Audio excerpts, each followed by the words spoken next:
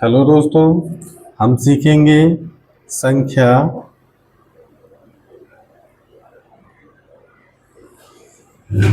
10,648 10,648 का घनमूल ज्ञात करना। कक्षा 8वीं का सवाल है दोस्तों, इसको हम कर लेते हैं हल।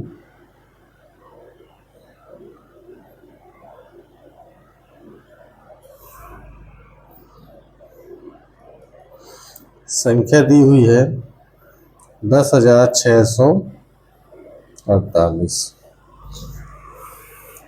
क्या यह संख्या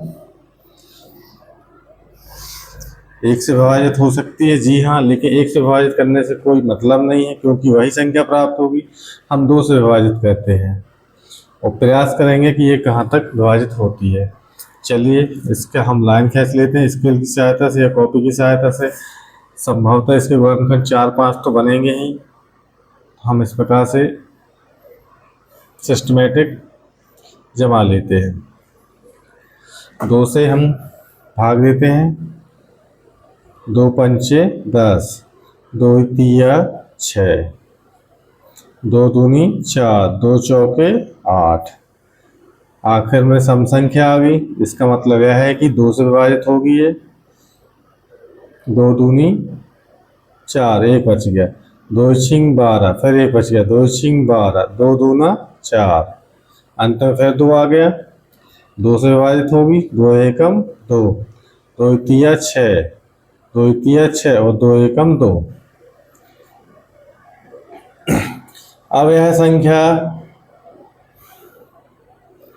याद रखिए दोस्तों, शुरू में और आखिर में 1 है, तो इसकी बहुत बड़ी पहचान है। शुरू में और आखिरी में 1 है, तो यह संख्या केवल और केवल 11 से विभाजित होगी।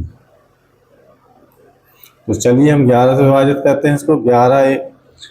11 एकम 11, 13 थे, 2 बच गया, 11 दूनी 22, 23 थे, 1 बच गया, 11 एकम 11। पुनः हम 11 से विभाजित करेंगे, 11 एकम 11, 1 बच गया, 11 एकम 11। जी हाँ दोस्तों, फिर 11 एकम 11, 1 हमें प्राप्त हो गया है, मतलब हमारे गुणनखंड निकल आए हैं। इसको हम जमा लेंगे। 10,648 बराबर में रखेंगे 2 गुणा 2 गुणा 2 गुणा 11 गुणा 11 गुणा 11। 3-3 के पेयर में बनाएंगे।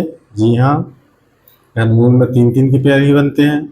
इस पेयर में से एक संख्या ले लेंगे, इस पेयर में से एक संख्या ले लेंगे। अब इनका मल्टीप्लाई करेंगे, 11 दूनी 22। तो ये हमारा उत्तर हो जाएगा। हम लिखेंगे संख्या 10,648 का घनमूल